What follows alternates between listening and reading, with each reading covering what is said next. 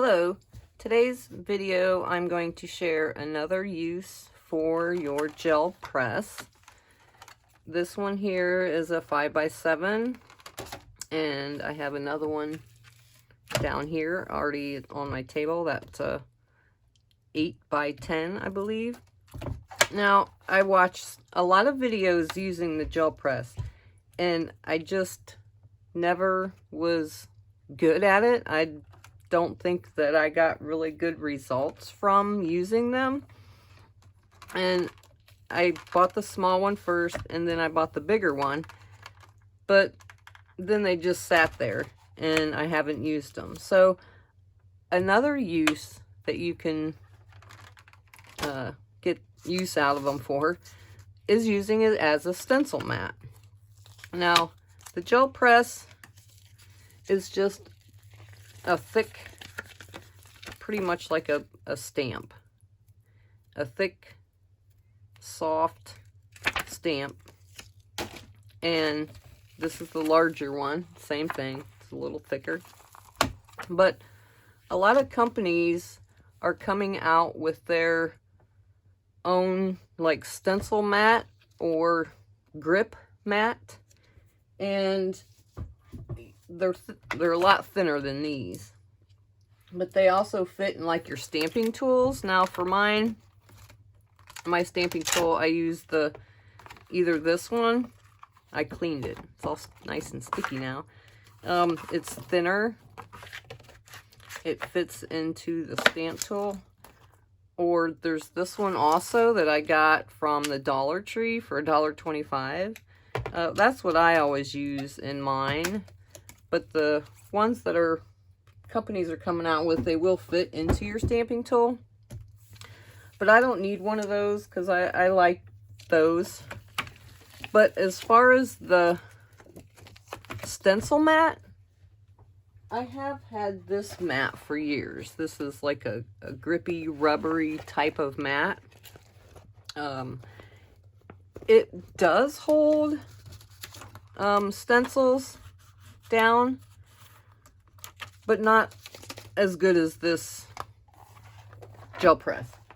So it comes on 2 plastic sheets. I've taken one off already, and it's just a big rubbery mat to make all kinds of different very cool art. I'm not very good at it, but it will stick to pretty much any table surface. I just happen to have a glass mat. It would stick to my regular wooden kitchen table that I have here. But I have the glass mat. It sticks really well. So just put it down. And then I just take this off. This is easy to clean. You can clean it with soap and water. I've had paint on there. Inks. Now this one, if you can see the little silhouette of a cat, that's a stencil that I have. That's from paint.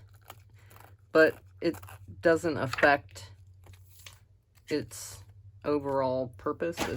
That paint doesn't come off. I don't know what kind of paint that I use, but it's fine.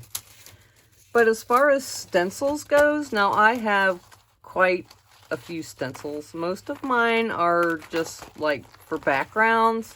I've had them for like a really long time before stencils kind of really got popular. The layering stencils. Like I said, I have lots of different types of stencils.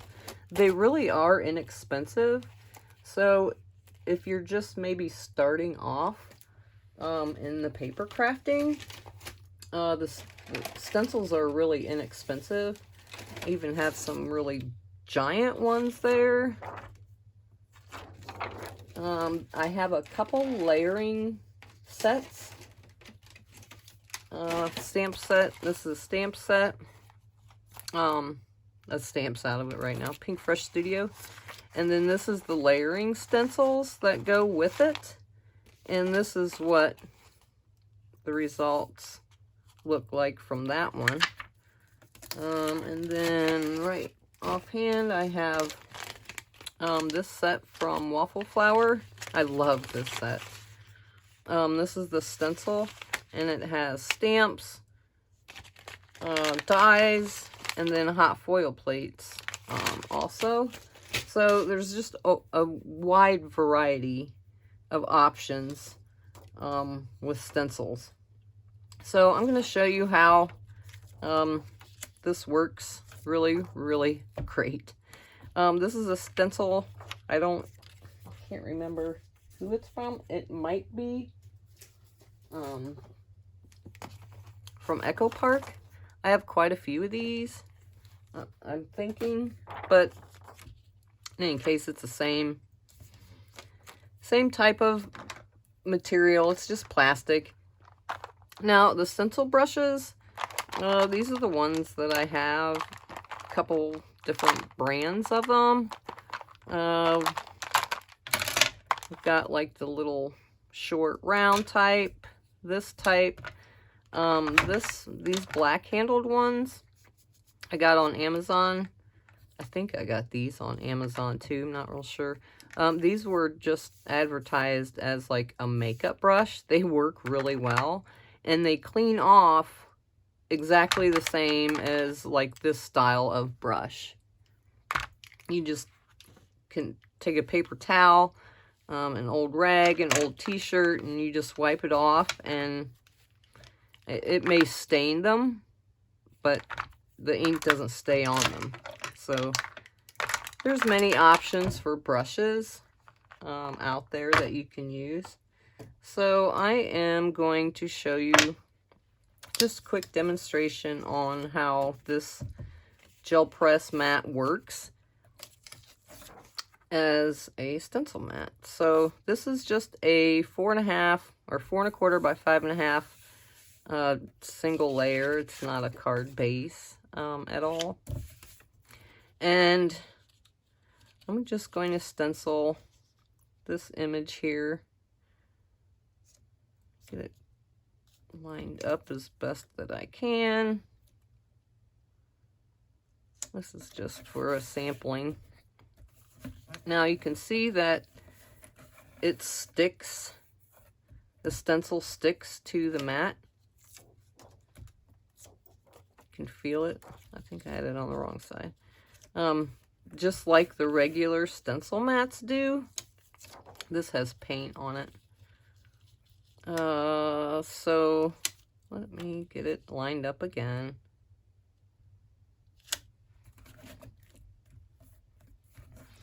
And see, it sticks down there. And another thing too is I'm using distressed inks today for the colors on this.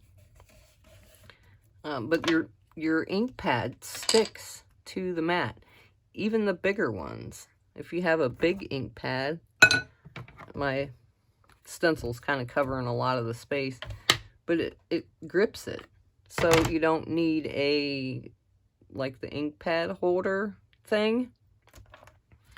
So yeah, see, look, you can just ink your brush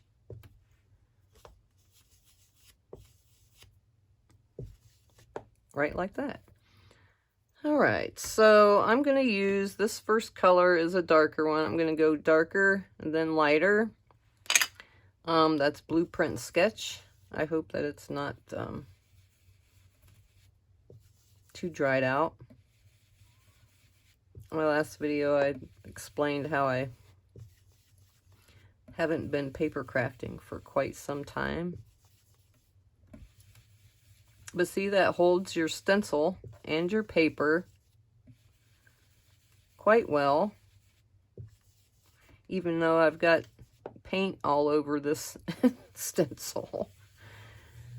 Because I was trying to use this gel press in the manner that it was supposed to be used for, and I don't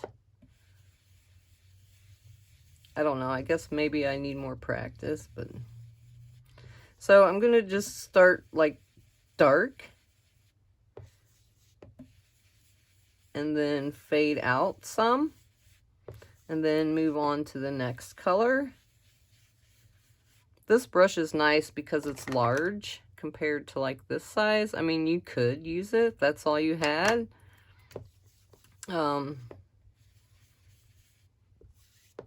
get it all on there. But I think this gel press plate will be my new friend since I don't use it for much of anything else. All right, so I'm going to go on to the next color. It's stuck on there really good. Salty Ocean. And again, you can take your brush and just either, if you have a scrap piece of paper, you can use that, but just wipe it off and it's fine for the next color.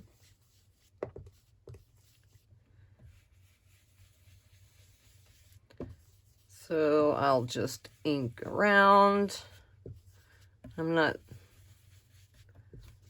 really taking a great amount of time with something like this that's not really a layered image.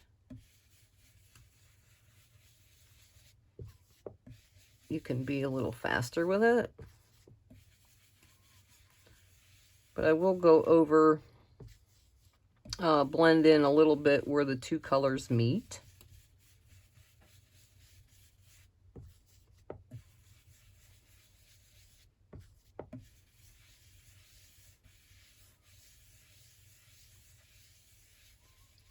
Blend that out a little bit. All right, now we'll do the last color, and I'm going to use Tumbled Glass. That ink pad has glitter all over it from somewhere. Maybe I'll pick some up onto my... This kind of reminds me of a snowflake or something. This, I guess it's or a mandala. It's pretty though. It could be used for any occasion, any season.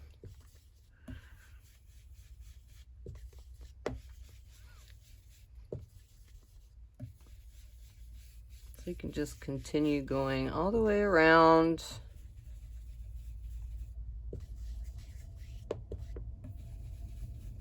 Getting it however dark you want. The last one I want a lot lighter than the rest.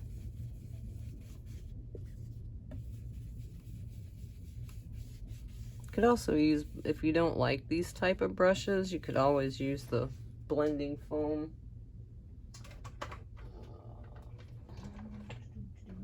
Like the Tim Holtz, they're all stuck together. The Tim Holtz ones are the round ones. If you don't like these types of brushes, they work on stencils. They'll work just as good on these stencils. And you can also use any kind of ink. You can use the distress ink, dye ink, oxide inks, anything. Or paint if you feel that need to. All right, and we'll just take that off. And see, works great. And your paper just peels off, doesn't tear it, doesn't mess it up. Doesn't make it all curvy. I'm just going to wipe some of this ink off of here. Way I don't touch it. Get it all over me. You can take these right to the sink. Wash them with soap and water.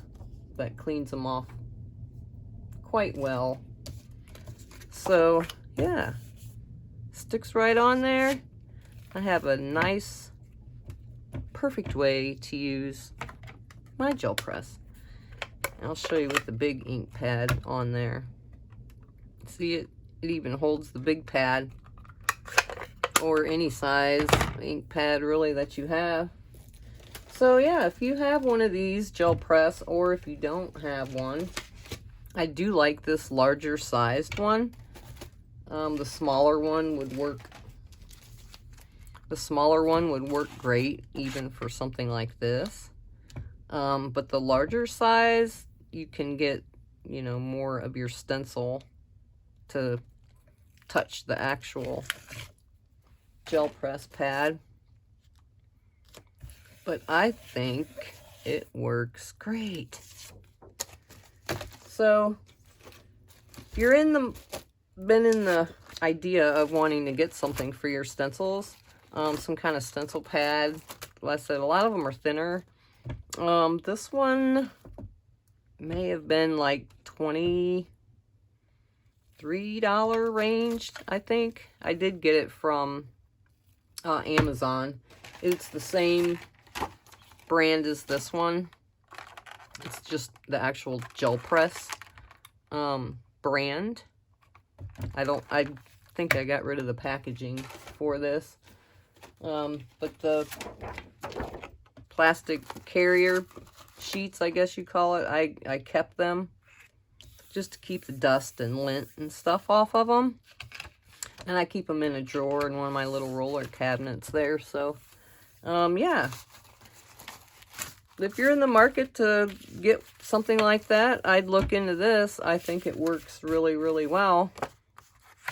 That's the piece that I did earlier. And then this is the one that I just did today. So, yeah. Look that up and you'll be right on your way to stenciling. Maybe I'll use my stencils more now.